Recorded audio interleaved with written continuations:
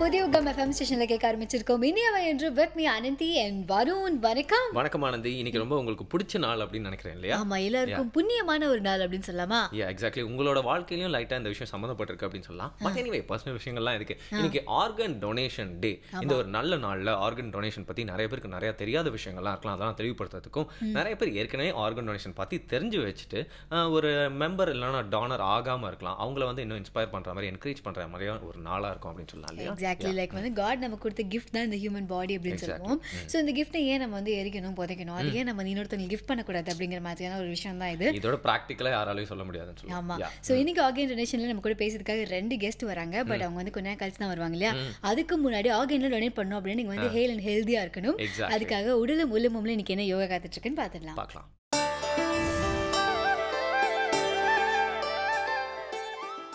வாழ்க வையகம், வாழ்க வையகம், வாழ்க வளமுடன். அனைவருக்கும் இனிய காலை வணக்கம். இப்போ முத்திரைகளில் நாம் ரொம்ப ஒரு முக்கியமான ஒரு முத்திரையாக அபான முத்திரை அப்படிங்கிற முத்திரையை நம்ம செய்து பார்த்து பலன்கள் பார்க்க இருக்கிறோம்.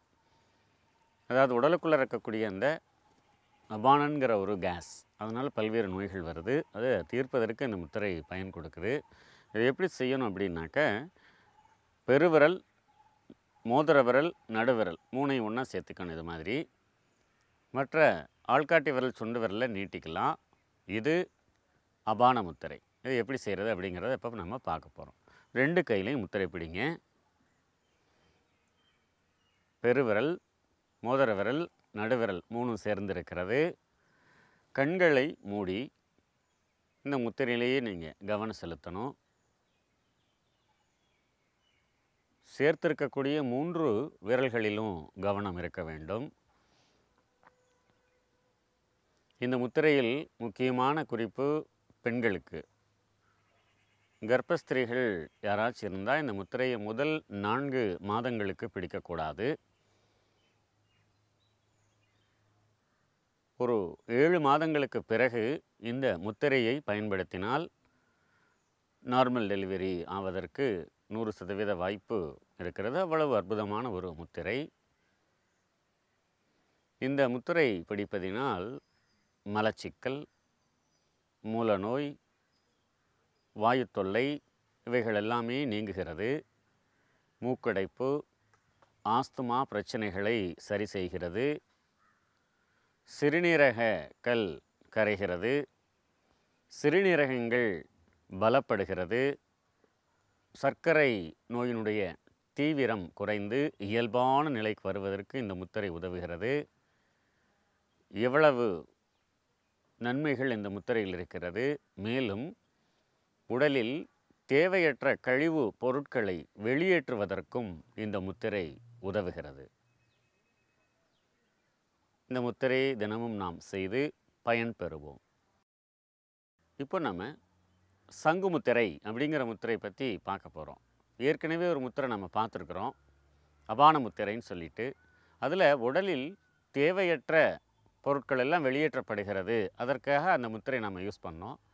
இப்போ சில பேருக்கு பார்த்திங்கன்னா தேவையில்லாமல் ஏசியில் இருந்தாலும் சரி, மற்ற இடங்கள் இருந்தாலும் சரி, உள்ளங்கைகளில் ஜாயின்ஸ்லாம் வேர்வை வந்துக்கிட்டே இருக்கும். ஆக அதை கண்ட்ரோல் பண்ண முடியாமல் அவங்க ரொம்ப சிரமப்படுவாங்க. அதற்கான ஒரு முத்திரை தான் சங்கு முத்திரை. அதை எப்படி செய்கிறது அப்படிங்கிறத நம்ம இப்போ பார்க்கலாம். இப்போ வலது உள்ளங்கையில் இடதுகை பெருவிரலை வைத்து கொள்ள வேண்டும். 4 விரலாலையும் அந்த பெருவிரலை மூடிக்கிறணும். அதன் பிறகு வலதுகை பெருவிரல் மற்ற 4 விரல் நுனியை ஒன்றாக இணைத்து மடியில் வச்சுக்கலாம்.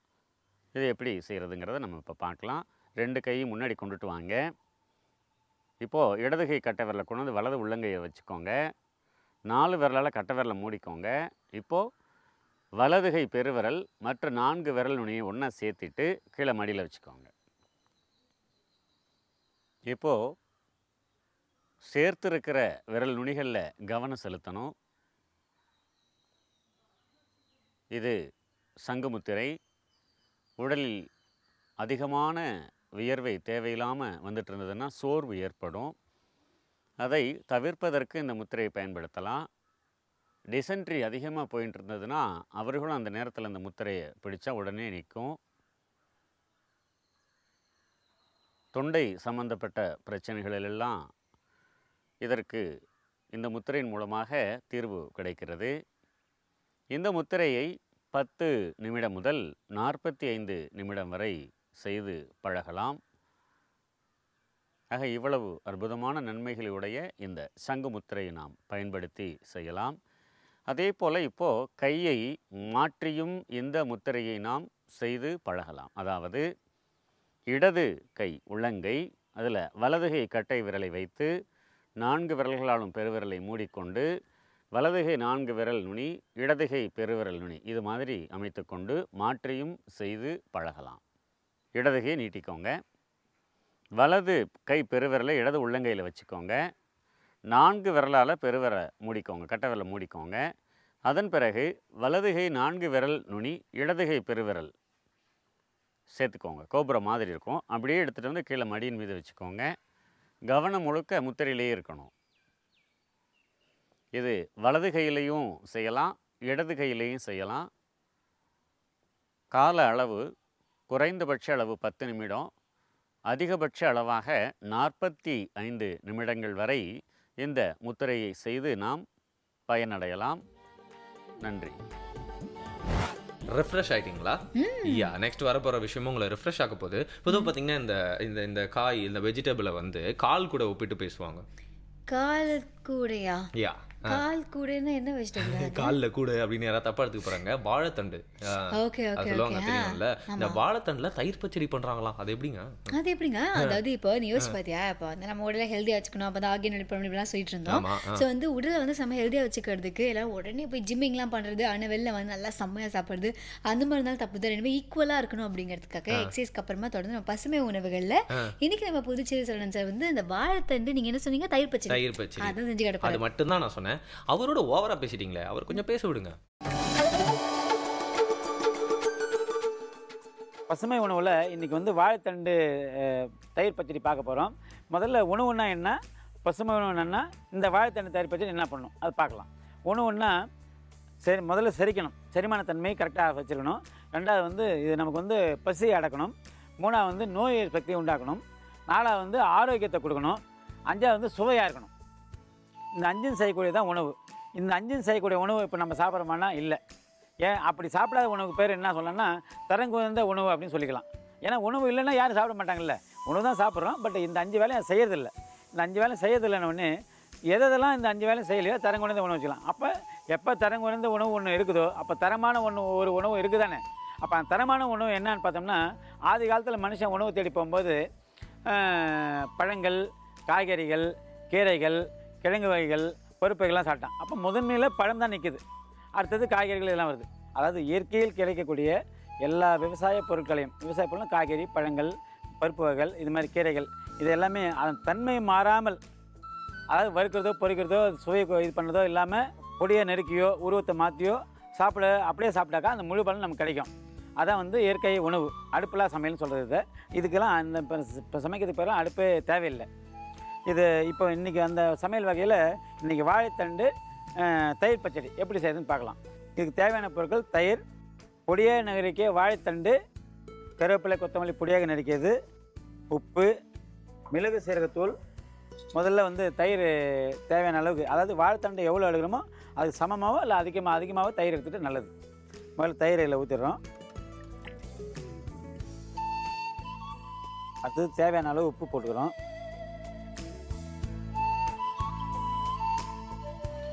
தேவையான அளவு மிளகு சீரக பொடி ஒரு 1/2 டீஸ்பூனில் 1 டீஸ்பூன் போட்டுக்கலாம். பொடியாக இருந்தால் ரொம்ப நல்லது.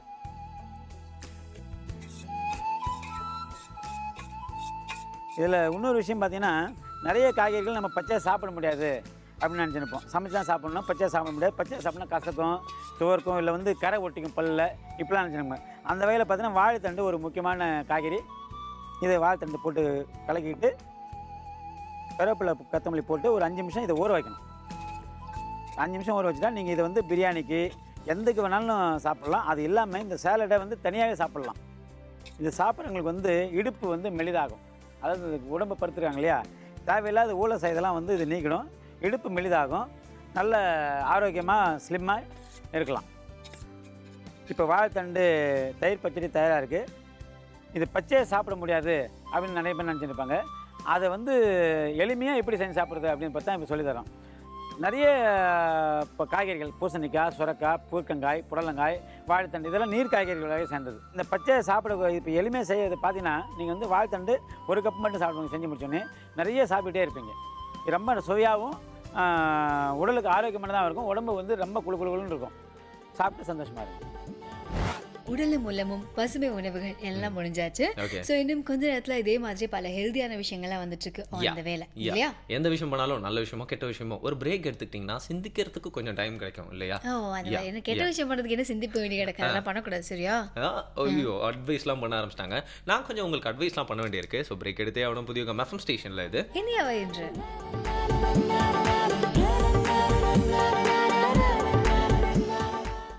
Welcome back again. புதிய எஃப்எம் ஸ்டேஷனில் இனியவா இந்த நிகழ்ச்சியை கேட்டு என்ஜாய் பண்ணிருக்கீங்க வருணன் ஆனந்தியுடன். இப்போ அடுத்த யார் வரப்பாங்க, என்ன பேச போறாங்க? வருண் பூவரசன் பிபி அப்படின்னு சொல்லிட்டு ஒரு படம் நான் பார்த்தேன். அது கூட என்னடா பேர் டிஃப்ரெண்டா வச்சிருக்காங்க பார்த்தா ஒரு இலையை வந்து மடிச்சு பிபியா ஊதுவானாங்க சின்ன வயசுலலாம். அது பேர் பூவரசன் பிபின்னு எனக்கு அந்த படம் பார்த்தோம்னா தான் தெரியும். ஹலோ உடனே உங்களுக்கு தெரிஞ்ச பிட்லாம் போடுவீங்க. அப்படி பூவரசு அப்படிங்கிற ஒரு வார்த்தைக்காக தான் எனக்கு உடனே பூவரசன் பிபிலாம் ஞாபகம் வந்துருச்சு. இந்த பூவரசு அப்படின்னா எனக்கு என்னன்னு சரியா தெரியல. பட் அதெல்லாம் நம்ம தெரிஞ்சுக்கணும் அப்படிங்கிற கட்டாயத்தில். அது மட்டும் இல்லாமல் அதை பத்தி நம்மளுக்கு தெரியாத நிறைய விஷயங்கள்லாம் வந்து நம்மளுக்கு விளக்கி சொல்றதுக்காக யார் வரப்போறா? சித்த வைத்தியர் அருண் வரப்போறார். பார்த்தலாமா? பார்க்கலாம்.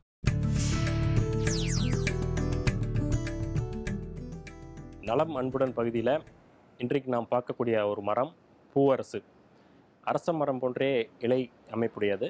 மஞ்சள் நிறத்தில் பூக்கள் பூத்திருக்கும்.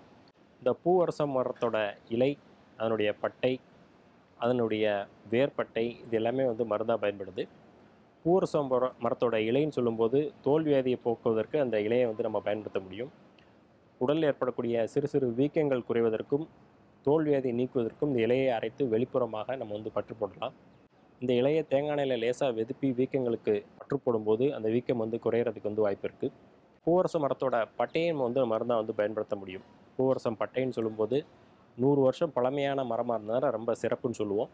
பொதுவாக 100 வருஷம் பழமையான மரத்தோட பட்டையில் சத்துக்கள் நன்றாக அடங்கியிருக்கும். அதிலிருந்து இருக்கக்கூடிய அந்த பட்டையை 1-2ஆக சிதைத்து அதை வந்து கஷாயம் மாதிரி நம்ம கொதிக்க வச்சு அதை உதட்டில் வரக்கூடிய வெண்புள்ளிகள் நீங்குவதற்கு வந்து கொப்புளிக்கும் மருந்தாக வந்து அதை பயன்படுத்தலாம். அதே கஷாயத்தை உள்ளுக்கும் குடிக்க முடியும். அது சிலருக்கு உதடு மட்டும் வெளுப்பாக இருக்கும். தோலில் ஆங்காங்கே வெண்புள்ளிகள் ஏற்படுவது போன்று உதட்டிலேயே வந்து வெண்புள்ளிகள் வந்து ஏற்படலாம். வெண்புள்ளி நோயின்னு சொல்லுவோம் இல்லையா? அந்த உதட்டில் மட்டும் ஏற்படக்கூடிய அந்த நோய்க்கு வந்து மிகச் சிறப்பான மருந்தாக அந்த பூவரச மரத்தோட பட்டை வந்து செயல்படும். இந்த பட்டையை 1-2ஆக சிதைத்து கஷாயம் போடுற மாதிரி போட்டு அதை கொப்புளிக்கும் மருந்தாகவும் உள் மருந்தாகவும் நம்ம பயன்படுத்தும் போது அந்த வெண்புள்ளி நோய் முற்றிலுமாக குணமாகும். அது மட்டும் இல்லாமல் உடலில் ஏற்படக்கூடிய கரப்பான் நோய், கரப்பான் தோலில் ஏற்படக்கூடிய கருமை நிறத்தில் தோலில் அழகை கெடுக்கக்கூடிய ஒரு நோய், அந்த கரப்பான் நோய்க்கு உள் மருந்தாக வந்து இந்த கஷாயத்தை வந்து பயன்படுத்தலாம். உடலில் ஏற்படக்கூடிய குத்தல், குடைச்சல் போன்ற வாயு கோளாறுகளுக்கும் இந்த கஷாயத்தை வந்து நம்ம உள்ளே குடிக்க முடியும். இன்னும் சொல்லப்போனால் உடலில் ஏற்படக்கூடிய தடிப்பு, ஆங்காங்கே ஏற்படக்கூடிய தோலில் ஏற்படக்கூடிய தடிப்பு, சிலருக்கு வந்து குச்சி வச்சு அடித்த மாதிரி தடிப்புகள் ஏற்படும். காணாக்கடின்னு அதை வந்து சொல்லுவோம். எந்த நஞ்சுங்கிறது தெரியாததான் நம்ம காணாக்கடி, அதாவது தெரியாமல் ஏதாவது ஒன்று கடிச்சிருக்கிறத காணாக்கடின்னு இலக்கியங்களை குறிப்பிடுவோம். அந்த காணாக்கடி நஞ்சு நீங்கிறதுக்கு இந்த பூவரசம் பட்டை கஷாயத்தை வந்து நம்ம வந்து மருந்தாக வந்து பயன்படுத்தலாம். அதை கஷாயம் போட்டு குடிக்கலாம். வெளிப்புறமாகவும் நம்ம வந்து பயன்படுத்த முடியும். அந்த பூவரசம் மர பட்டையை நம்ம நல்லெண்ணெயோடு சேர்த்து காய்ச்சி, அந்த பட்டையை 1-2ஆக எடுத்து அதை சாறு மாதிரி புழிஞ்சிட்டு அதை நல்லெண்ணெயோடு சேர்த்து காய்ச்சி அது தைலமாகவும் நம்ம வந்து பயன்படுத்த முடியும். அந்த தைலத்தை வெளிப்புறமாக தடவும் போது தோல் நோய்கள் எல்லாமே முற்றிலுமாக வந்து குணமாகும். பூவரச மரத்தோட வேரும் வந்து மருந்தாக பயன்படுது. பூவரச மர வேருன்னு சொல்லும்போது 100 ஆண்டு பழமையான மரமாக இருக்கணும். அந்த வேர்லேருந்து தான் தொழுநோய்க்கு முக்கியமான மருந்துகள் வந்து சித்த மருத்துவத்தில் வந்து செய்யப்படுது.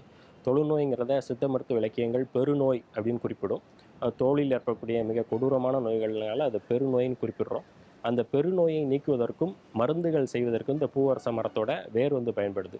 பொதுவாக தொழுநோய் இருக்கிறவங்க இந்த பூவரச மரத்தோட வேரை வந்து கஷாயம் விட்டு குடிக்கலாம். கஷாயம் சொல்லும்போது அதை ஒரு 10 கிராம் அளவு வேரை எடுத்து 1 லிட்டர் அளவு தண்ணியில் நன்றாக காய்ச்சி அதை வற்ற வைத்து வடிகட்டி நம்ம வந்து காலை மாலை 2 வேளையும் ஒரு 60 மில்லி அளவு குடிக்கும்போது தோல் நோய்கள் முற்றிலுமாக குணமாகும். குறிப்பாக பெருநோய்க்கு, அதாவது தொழுநோய்க்கு இந்த மருந்தை வந்து முக்கியமாக வந்து பயன்படுத்தலாம். பூவரச மரத்தோட காயும் நமக்கு வந்து மருந்தாக பயன்படுது. பூவரச மரத்தோட காயை நம்ம வந்து கீறினோன்னா அதில் மஞ்சள் நிறமான ஒரு பால் வந்து வெளிப்படும். அந்த மஞ்சள் நிறமான பாலை வந்து வெளிமருந்தாக நம்ம வந்து பயன்படுத்தலாம். தோல் நோய்கள் எல்லாத்துக்குமே, அதாவது சொறி, சிரங்கு, தேமல், கரப்பான் போன்ற எல்லா நோய்களுக்குமே வெளிமருந்தாக பூவரச மரத்தோட காயிலேருந்து வரக்கூடிய பாலை வந்து நம்ம வந்து பயன்படுத்த முடியும். அதே பாலை மூட்டு வீக்கத்துக்கும் பயன்படுத்தலாம். மூட்டு வீங்கி வலி ஏற்படக்கூடிய அந்த மூட்டு வீக்கத்திற்கும் அந்த பாலை வந்து வெளிப்புறமாக தடவும் போது அந்த வீக்கமும் குறைந்து வலியும் முற்றிலுமாக குணமாகும். அந்த பூவரசமோட காயும் பட்டையும் மருந்தாக வந்து பயன்படும். அந்த காயும் பட்டையும் சேர்த்து கொதிக்க வச்சு கஷாயம் போட்டு குடிக்கும் போதும் தோல் நோய்கள் எல்லாமே முற்றிலுமாக குணமாகும். பொதுவாக பூவரச மரம் எல்லா ஊர்லேயுமே இருக்கும். மஞ்சள் நிறத்தில் அழகான அரச மர இலை போன்ற ஒரு வடிவமுடைய மஞ்சள் நிறத்தில் பூக்கக்கூடிய மரம் தான் பூவரச மரம். அதனுடைய பயன்களை தெரிந்து நாம் பயன்படுத்தணும்னா தோல் நோய்களிலிருந்து முற்றிலுமாக நிவாரணம் பெறலாம். வருண், உடலுக்கு ஆரோக்கியமான விஷயங்கள்லாம் பார்த்தாச்சு. அடுத்து வந்து மன திருப்திக்காக, மன ஆரோக்கியத்துக்காக பல விஷயங்கள் பார்க்க போறோம். முதல்ல பொக்கிஷன் பெட்டியை ஓபன் பண்ண போறோம். பொக்கிஷன் பெட்டியை ஓபன் பண்ணுறதுக்கு முன்னாடி மனசுன்னு சொன்னீங்க இல்லையா, அந்த மனசுக்கிட்ட தான் பார்த்தீங்கன்னா அந்த பேட்ஜ்லாம் குத்துவாங்க, பார்த்துருக்கீங்களா? யா, எக்ஸாக்ட்லி. இந்த ஜென்ரலாக இருக்கட்டும், அட்மையர்லாம் இருக்கட்டும், மார்ஷலாக இருக்கட்டும், அவங்களோட அந்த பேட்ஜஸ் வச்சு தான் அவங்க என்ன கிரேட்ல இருக்காங்க அப்படின்னு சொல்லிட்டு எல்லாருமே முடிவு பண்ணுவாங்க, பார்க்க முடியும், தெரிஞ்சுக்கணும். எதுக்கு அவ்வளோ தூரம் போகிறேன்? நம்ம ஸ்கூல் டேஸ்லாம் இந்த ஃபர்ஸ்ட் ரேங்க் எடுக்கிற குழந்தைங்கலாம் குத்தி விடுவாங்க தெரியுமா? ஓ, எனக்கு அந்த ஃபர்ஸ்ட் ரேங்கே பிடிக்காது. சரி, நான் அதாவது தான் அந்த எக்ஸாம்பிள் சொல்ல வேணாம். சரி, ஆனா இன்னைக்கு வந்து பேட்ஜஸ் பத்தி தான் ராமன் சங்கரன் சார் சொல்ல போறாரு. ஒரு பொக்கிஷன் பெட்டில இருந்து ஓபன் பண்ண போறாரு. இந்த பேட்ஜஸ் அப்படிங்கிறது ரொம்ப இன்ட்ரெஸ்டிங்கான விஷயம். ஏன்னா நமக்கு சின்ன வயசுல இருந்தே ரொம்ப பிடிச்ச விஷயம். நம்ம புக்கே எடுத்துட்டு போகலாம் கூட ஸ்கூலுக்கு, பேட்ஜ் மட்டும் அப்படியே பெருமையா குத்திட்டு போயிருவோம் இல்லையா? இந்த பேட்ஜை பத்தி அவர் என்ன சொல்றதுக்கு இருக்கு அப்படிங்கிறத பார்க்கலாம்.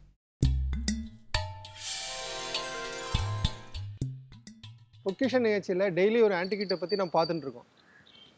இன்றைக்கி பார்க்க போகிற பொருள் வந்து ரொம்ப வித்தியாசமான ஒரு பொருள். என்னென்னு யோசிக்கிறீங்களா? பேட்சஸில் என்ன இப்போ ஆன்டிகியூட்டி இருக்குதுன்னு யோசிக்கிறீங்களா? அதில் நிறையவே இருக்குது. இன்றைக்கி ஒரு 3 பொருளை பற்றி பார்க்க போகிறோம். முதல் பொருள் பார்த்தீங்கன்னா வெறுமனே வில்லேஜ் போலீஸ் அப்படின்னு எழுதியிருக்கு. இதில் என்ன, இப்போது வில்லேஜ் போலீஸ்னு ஏன் போடுறாங்க அப்படின்னா, முழு நேர பணியில் அமர்த்தாமல் இரவில், அதாவது நைட் டியூட்டி மட்டும், பார்ட் டைம் ஜாப் மாதிரி, அதாவது ஈவினிங் மட்டும்தான் அவங்க வந்து போலீஸாக இருப்பாங்க. காலையில் அவங்க வேலையை அவங்க பார்த்துட்டு இருப்பாங்க. அந்த மாதிரி ஆட்களுக்கு அடையாளத்துக்காக கட்டப்பட்ட பேட்ச் இது. பார்த்தீங்கன்னா தமிழில் அழகாக வில்லேஜ் போலீஸ் அப்படின்னு எழுதியிருக்காங்க. இதுக்கும் ஒரு 50 வருஷத்துக்கு முன்னாடி பார்த்தீங்கன்னா வேறு மாதிரி ஒரு பேட்ச் வந்து நம்மளுக்கு கிடச்சிருக்கு. இதில் பார்த்தீங்கன்னா தஞ்சாவூர், வஹேரா, கலெக்டர், கச்சேரி, சிப்பந்தி, சேவகன் அப்படின்னு சொல்லிட்டு 5 லைனில் எழுதியிருக்காங்க. இது வந்து ஒரு கலெக்டரோடு சேவகன் வந்து அவன் கையில் கட்டியிருக்கான். அதாவது ஒரு கலெக்டருக்கு வந்து கூட வர ஒரு சேவகன் வந்து இவன் தான் அப்படின்னு ஒரு அடையாளம் காட்டுறதுக்கு வேண்டி பயன்படுத்தின ஒரு பொருள். இது வந்து ஒரு 18ஆம் நூற்றாண்டில் இருக்கலாம். ஏன்னா 18ஆம் நூற்றாண்டில் தான் புள்ளி இல்லாமல் எழுதியிருக்காங்க. அதாவது எப்படி வந்து ஓலைச்சுவடியில் புள்ளி இல்லாமல் எழுதுகிறாங்களோ அதே மாதிரி செப்பு தகடுலையும் புள்ளி இல்லாமல் எழுதியிருக்காங்க. இதை வச்சு இதை நம்ம டேட் அழகாக யூகிக்க முடியுது. இன்றைக்கி படிக்கிற மாதிரி அப்படியே புரிகிற மாதிரி எழுதியிருக்காங்க. இது வந்து செப்பில் பண்ணியிருக்காங்க. மேலும் இதில் வந்து சேவனுக்கு ஒரு கொடுக்குற பேட்ச்லேயே இவ்வளோ அழகாக ஒரு டெக்கரேஷனோட தூய தமிழில் எழுதியிருக்கிறதுங்கிறது ரொம்ப ஆச்சரியமான ஒரு விஷயமாகும். அதுக்கப்புறம் இன்னொரு 50 வருஷத்துக்கு முன்னாடி இந்த பேட்ச் எப்படி இருக்குன்னு பார்த்தீங்கன்னா இந்த மாதிரி தான் இருந்திருக்கு. இந்த பேட்ச் பார்த்தீங்கன்னா 3 லாங்குவேஜில் இருக்குது. ஏன் 3 லாங்குவேஜில் இருக்குன்னா, இது வந்து ஒரு டிரான்சிட் பீரியடு. அதாவது முகலாய மன்னர்களும் அவங்க வந்து பிரிட்டிஷ்காரங்க வந்து அவங்க ஆட்சிக்கு எடுத்துக்கும் போது போட்ட வந்து ஒரு பேட்ச் ஆகும். இதில் வந்து 3 லாங்குவேஜில் இருக்குது. சென்ட்ரலில் பார்த்தீங்கன்னா பர்ஷியனில் இருக்குது, அதுக்கப்புறம் தமிழில் இருக்குது, அதுக்கப்புறம் இங்கிலீஷில் இருக்குது. இங்கிலீஷ் பிரிட்டிஷ் பீப்புளுக்கும், தமிழ் லோக்கல் லாங்குவேஜுக்கும், பர்ஷியன் வந்து முகலாய மன்னர்களுக்கும் புரிகிற மாதிரி எழுதியிருக்காங்க. இதில் என்ன எழுதியிருக்குன்னா, முதல்ல இங்கிலீஷில் வந்து டானா பெனா அடாப்ட்ரே 5th டிவிஷன் அப்படின்னு எழுதியிருக்கு. அதே தான் தமிழ்லையும் எழுதியிருக்காங்க.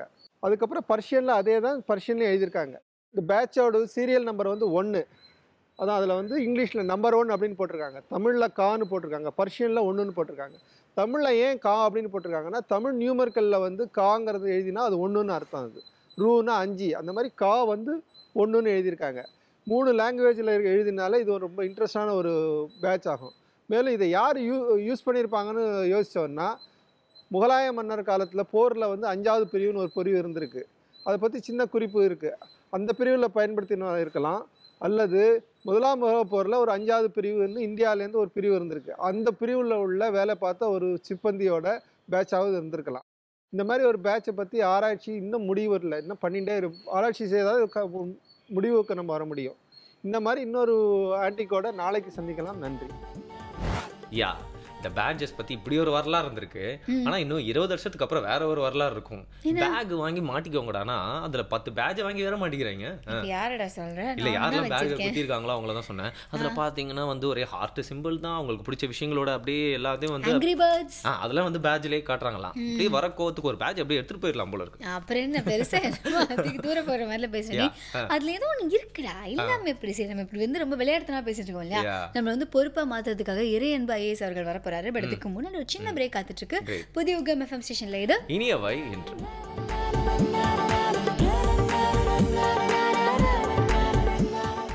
வெல்கம் பேக் புதிய யுகம் எஃப்எம் ஸ்டேஷனில் இனியவை என்ற நிகழ்ச்சியை கேட்டு எல்லாரும் என்ஜாய் பண்ணிருக்கீங்க. வித் மீ வருணன் ஆனந்தி அவர்கள். நிறைய புதுசான விஷயங்கள்லாம் நம்ம தெரிஞ்சுட்டு இருக்கோம் அப்படின்னு சொல்லலாம் இல்லையா? அது மட்டும் இல்லாமல் நம்ம லைஃப்க்கு அப்பாற்பட்டு நிறைய விஷயங்கள்லாம் நம்ம சொல்லிட்டு இருக்கோம் அப்படிங்கிற மாதிரி நிறைய பேர் ஃபீல் பண்ணலாம். பட் அது நம்ம லைஃப்குள்ளேயே இருக்காது, நம்ம மறந்துட்டு இருக்கோம் அப்படிங்கிறத வந்து இன்னைக்கு நான் வலியுறுத்த விரும்புறேன் அப்படின்னு சொல்லலாம். எஸ், ஆனால் இப்போ நம்ம பேச போகிறது எப்படி அப்படின்னா லைஃப்ல ரொம்ப பேசிக்கான விஷயத்தை பற்றி பேச போகிறோம். எக்ஸாக்ட்லி. ஆனால் அதுலேயே இப்போ நிறைய ஃபெயிலியர்ஸ்லாம் நடக்குது. என்னன்னா சக மனிதர்களோட பேசுறது, அவங்க கிட்ட ஒரு ரிலேஷன்ஷிப் டெவலப் பண்ணுறது அப்படிங்கிறது இப்போ நிறைய பேர் தெரியல. இப்போ நம்ம ஊர்ல பார்த்தா பக்கத்து வீட்டில் யாருக்காங்கன்னே தெரியல. அவங்க கிட்ட என்ன பேசுறது, என்ன அவங்க ஆப்போசிட்ல வந்தா கூட ஒரு சிரிப்புக்கு மேலே பேசுறதுக்கு எதுவுமே இல்லை அப்படிங்கிற மாதிரி தான் இருக்கு. அதில் 2 வகை இருக்குன்னு கூட சொல்லலாம். ஒன்று மனசார பேசி அவங்க கூட பழகி அவங்களை புரிஞ்சுக்கிறது. இன்னொன்று வேற வழியில் டெய்லி அவங்க கொஞ்சம் பார்க்க போகிறோம், அவங்களோட ஃபேஸை பார்க்க போகிறோம் அப்படிங்கிற மாதிரி சில பேர்லாம் இருப்பாங்க இல்லையா? அவங்க கிட்டே எப்படி பழகிறது அப்படிங்கிறதெல்லாம் நம்ம தான் கற்றுக்கணும். பட் இனிமேல் சக மனிதர்கள் கூட பழகினா தான் உங்களோட சக்ஸஸே அதில் அடங்கியிருக்கு, அதில் ஒரு பெரிய பார்ட் ப்ளே பண்ணுது அப்படிங்கிறத நம்ம வந்து கண்டிப்பாக ஒத்துக்கிட்டாங்க இல்லையா? ஒரு ஆஃபீஸ் செட்டப், ஸ்கூல், காலேஜ் எல்லா இடத்துலையும் சரி.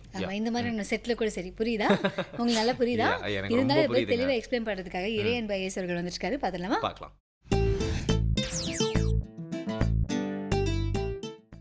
இப்போ நாம் எல்லாருமே நம்மளை சுற்றி இருக்கிறவங்களோட பழகிறோம், நம்ம அலுவலகத்தில் இருக்கிறவங்களோட பழகிறோம், நம்ம குடியிருக்கிற பகுதியில் இருக்கிறவங்களோட பழக முயற்சி பண்ணுறோம். அதில் கூட எல்லாருக்கிட்டையும் நம்ம பழகிறதில்ல. நம்ம பல நேரங்களில் என்ன பண்ணுறோன்னா, இவங்களோட பழகினா நமக்கு என்ன ஆக போகுது அப்படின்னு நினைக்கிறோம். அல்லது அவங்ககிட்ட போய் நாம் ஃபஸ்ட்டு பேசுகிறதா, அவராக வந்து பேசிட்டுமே, அவங்க வீட்டுக்கு நாம் ஏன் போகணும், அவங்க நம்ம வீட்டுக்கு வரட்டுமே, இப்படிங்கிற மனப்பான்மையெல்லாம் நமக்கு இருக்குது. ஆக நாம் யார்கிட்ட அதிகமாக பழகிறோம் அப்படின்னு நீங்கள் எடுத்து பார்த்தீங்கன்னா, ஒரு நாளைக்கு நாம் வந்து யார்கிட்ட அதிகமாக பேசுகிறோம், நம்ம வீட்டு மெம்பர்ஸ்கிட்ட பேசுகிறோம். அதை தவிர நம்ம கூட வேலை செய்கிற கொஞ்சம் பேர்கிட்ட பேசுகிறோம். இதுலேயே நம்ம நாள் போயிடுது. சில நாட்களில் வீட்டில் இருக்கிறவங்க கூட பேசுகிறது குறைவு. இப்போ சில வெளிநாடுகள்லாம் எடுத்துட்டிங்கன்னா மொத்தமாக அவங்க பேசுகிறத ரெக்கார்ட் பண்ணிங்கன்னா 7 நிமிஷம் தான் வருமா. என்ன மாதிரி பேசுகிறத தொழிலாக வச்சுருக்கிறவங்களுக்கு இல்லை, மற்ற வேலை பார்க்குறவங்களுக்கு. இப்போ எங்களுக்கெல்லாம் பார்த்தீங்கன்னா நாங்கள் எல்லாருக்கிட்டையும் பேசிக்கிட்டே இருக்கணும். பொழுதுனைக்கும் பார்த்தீங்கன்னா ட்ரைனிங்கில் வேறு இப்போ இருக்கிறதுனால நாங்கள் நிறைய கிளாஸ் எடுக்கணும். அப்புறம் நாங்கள் வந்து எங்கள் ஸ்டாஃபில் மீட்டிங் நடக்கணும், எப்படி ட்ரைனிங்கை இம்ப்ரூவ் பண்ணலாம். இந்த மாதிரி அட்மினிஸ்ட்ரேஷனில் இருக்கிறவங்க கொஞ்சம் நிறைய பேசுவாங்க. மற்றபடி இப்போ ஐடி செக்டாரில் இருக்கிறவங்க, எலக்ட்ரானிக்ஸ் செக்டாரில் இருக்கிறவங்க, சயின்ஸில் இருக்கிறவங்க, ரிசர்ச் பண்ணுறவங்க, இந்த மாதிரி இருக்கிறவங்க மொத்தமாக பேசுகிறது ஜாப் ரிலேட்டடை விட்டுட்டிங்கன்னா 7 மினிட் தான் வரும் அப்படிங்கிறாங்க. ஜாப் ரிலேட்டடை விட்டிங்கன்னா 7 நிமிஷம் தான் ஒருத்தர் பேசுகிறாங்கன்னா அவங்க யாரோட பேசுவாங்க? எசென்ஷியலான விஷயங்களை வீட்டில் இருக்கிறவங்களோட பேசுவாங்க. இந்த வீட்டில் இருக்கிறவங்களோட அல்லது நம்மளோட ஒர்க் பண்ணுறவங்களோட மட்டும் பேசும்போது நம் மனநிலை எப்படி இருக்குது? ஒரு குண்டு சட்டிக்குள்ளே குதிரை ஓட்டிகிட்டு இருக்கோம் நாம். சிலருடைய சட்டி சின்னதாக இருக்குது, சிலது கொஞ்சம் பெருசாக இருக்குது, அவ்வளோதான் வித்தியாசம். சட்டிகளின் அளவு வேறுபடலாமே ஒழிய நாம் இருப்பது சட்டியில்தான் என்பதை உணர வேண்டும். இந்த சூழலில் இப்போ நாம் ஆற்றக்கூடிய பணியோ அல்லது நம்முடைய சிந்தனையோ வேறு விதமாக வேறு திசைகளில் போகிறதுக்கு நம்ம என்ன பண்ணணும்? வேறு ஒரு ஃபீல்டில் இருக்கிறவங்களோட நம்ம பேசுகிறோமா? இப்போ நான் என்ன பண்ணுவேன், சில நாள் என்ன பண்ணுவேன்னா, திடீர்னு ரிட்டையர்ட் ஜட்ஜஸ் இருப்பாங்க, அவங்ககிட்ட போய் உட்காந்து கொஞ்ச நேரம் பேசுவேன் நான். அவங்க நிறையா கேஸ் லாஸ்லாம் சொல்லுவாங்க. இந்த மாதிரி ஒரு உதாரணத்துக்கு பார்த்தீங்கன்னா, கான்ஸ்டிடியூஷனை பற்றி பேசிகிட்டு இருக்கும்போது திடீர்னு சொல்லுவாங்க, இந்த கேசவானந்த பாரதி கேஸ் இருக்குது பாருங்கள், அதுதான் முக்கியங்க அப்படிம்பாங்க. அதுதான் நம்ம நாட்டை ஜனநாயக நாடாகவே வச்சுருந்தது. எப்படி சொல்கிறீங்க? ஆமாம், அதுதான் ஃபண்டமெண்டல் ஃபீச்சர்ஸ் ஆஃப் த கான்ஸ்டிடியூஷனை மாற்றக்கூடாது அப்படின்னு முடிவு பண்ணது அப்படின்னு சொல்லி அதுக்கு விளக்கம் சொல்லுவாங்க. அப்புறம் என்ன பண்ணுவோம், சில நாள் டாக்டர்ஸ்ட்டு போய் உட்காந்து பேசும்போது அவங்க என்ன பண்ணுவாங்கன்னா, நிறைய காம்ப்ளிகேஷன்ஸ், எப்படி ஹியூமன் பாடியினுடைய காம்ப்ளிகேஷன்ஸ் எப்படிலாம் வருது அப்படின்னு. திடீர்னு ஒரு நாள் ஒரு டாக்டர் கேட்டார், உங்களுக்கு தெரியுமா ஏன் வயசானவங்க அதிகமாக கேன்சரில் செத்து போகிறாங்கன்னு? தெரியாது சார். சொல்லுங்கள். ஒன்றுமே இல்லைங்க, நம்ம உடம்புல டியூமர் சப்ரஸிங் ஜீனுன்னு ஒன்று இருக்குது. அது வந்து வயசாகும்போது தன்னுடைய செயல்திறனை இழந்துருது, அதனால தான் செத்து போகிறாங்க அப்படின்னு சொல்லி சொன்னார். திடீர்னு ஒரு நாள் சொன்னார் ஒரு டாக்டர், உங்களுக்கு ஒரு விஷயம் தெரியுமா? என்ன சார்? ஒய் குரோமோசோம் தானே ஆண்களை தீர்மானிக்குது. ஆமாம், அந்த குரோமோசோம் அது எந்த ஜீன் தெரியுமா? தெரியாதுங்க. SRYன்னு ஒரு ஜீன் இருக்குது, ஆனால் அந்த ஜீன் ரொம்ப வீக்கு. உண்மையிலேயே பெண்கள் தான் ஸ்ட்ராங்கர் செக்ஸு, ஆண்கள் தான் வீக்கர் செக்ஸுனாரு. என்ன சார் இப்படி சொல்கிறீங்க? ஆமாங்க, பெண்களுடைய எக்ஸ் குரோமோசோமில் ஆயிரக்கணக்கான ஜீன்ஸ் இருக்குங்க, ஆனால் ஆண்களுடைய அந்த ஒய் குரோமோசோமில் 100 ஜீன் தாங்க இருக்குது. அதனால தான் பார்த்தீங்கன்னா பெண்களுக்கு ஹார்ட் டிசீஸ்லாம் வரதில்லை, அவங்களுக்கு பல பிரச்சனைகள் வரதில்லை. ஆண்களுக்கு இதெல்லாம் வர்றதுக்கே காரணம் அவங்க உடம்பு தான் அப்படின்னாரு. ஆக நம்ம என்ன பண்ணணும்னா, பல்வேறு விதமான மக்கள்கிட்ட கலந்துக்கணும், பல்வேறு மக்களை சந்திக்கணும். ஒரு வியாபாரிகிட்ட கொஞ்சம் நேரம் பேசணும். நான் சில இந்த பழம் விற்கிறவங்களை கேட்பேன், இந்த பழம் எங்கெங்கே வாங்கிட்டு வந்தீங்க? அப்போ அவங்க சொல்லுவாங்க, அவங்களுடைய கதையை பார்த்தீங்கன்னா ரொம்ப சோகமாக இருக்கும். அன்றைக்கி திடீர்னு மழை பெஞ்சிச்சுன்னா பழம் விற்பனை ஆகாது. பூ விற்கிறவங்ககிட்ட பேசுனா அது ஒரு உலகம். செருப்பு தைக்கிறவங்ககிட்ட ஒரு நாள் உட்காந்து பேசுகிறீங்கன்னா எவ்வளோ விஷயங்கள் தெரிஞ்சுக்கலாம். அவர்களெல்லாம் தான் உண்மையிலேயே நமக்கு வந்து பல விஷயங்களை சொல்லித்தரக்கூடிய ஆசான்கள். அவங்களெல்லாம் நம்ம மனிதர்களாகவே கருதுறதில்லை. நமக்கு முதலாளி யாரோ அவர் தான் பாஸ், அவருக்கு தான் வணக்கம். நமக்கு சம்பளம் கொடுக்குறவர் தான் நமக்கு மனிதர். நம்மளுக்கு மேலதிகாரி தான் நமக்கு மனிதர். நம்ம கூட வேலை செய்கிறவங்க தான் நம்மளுக்கு வந்து ஃப்ரெண்ட்ஸ், வேறு யாருமே இல்லை அப்படின்னு நம்ம நினைக்கிறோம். சில நேரங்களில் யாருக்கிட்டையுமே பகிர்ந்துக்க முடியாத பல பேர் இருக்காங்க. இந்த ஷெகாவுனுடைய கதையில் வரும், பையன் செத்து போன சோகத்தை யார்கிட்டையும் சொல்ல முடியாது. அந்த இவானில் அவன் கடைசியில் என்ன பண்ணால் அந்த குதிரைக்கிட்ட அழுவான். ஏன்னா அதை கேட்குறதுக்கு யாருமே தயாராக இல்லை. அதனால் இன்னையிலிருந்து எல்லா மனிதர்களிடமும் ஒரு கதை இருக்கிறது. அவரிடம் இருக்கிற சரித்திரத்தை காது கொடுத்து கேட்டால் நம் வாழ்க்கை செம்மையடைவதற்கு 100 வழிகள் இருக்கின்றன என்பதை மட்டும் உணர்ந்து அவர்களிடம் கருணையோடும் அன்போடும் நடந்து கொள்ளத் தொடங்கும். Super sir. இந்த மாதிரியான ஸ்பீச்சஸ்லாம் நம்ம மவுத்தில் இருந்தும் வரணும்னா அதுக்கு நம்ம என்ன பண்ணணும்? அவர் சொல்றது கேட்கணும். முதல்ல குட் லிசனராக இருந்தால் மட்டும்தான் குட் ஸ்பீக்கராக மாற முடியும். ஓகே, அதை நீங்கள் சொல்கிறீங்க முதல்ல இல்லை? கேட்குறேன்ல நான். பட் எனிவே, உங்களுக்கு ரொம்ப பிடிச்ச நாள் அப்படின்னு சொன்னா இல்லையா, ஆர்கன் டொனேஷன் டே. அதை பற்றி பேசுறதுக்காக நம்ம கூட 2 கெஸ்ட் வந்திருக்காங்க மோகன் ஃபவுண்டேஷன்லேருந்து. அவங்கள பார்க்கறதுக்கு முன்னாடி வழக்கம் போல ஒரு சின்ன பிரேக் எடுத்துக்கலாம். புதிய FM ஸ்டேஷனில் இது இனி அவை என்று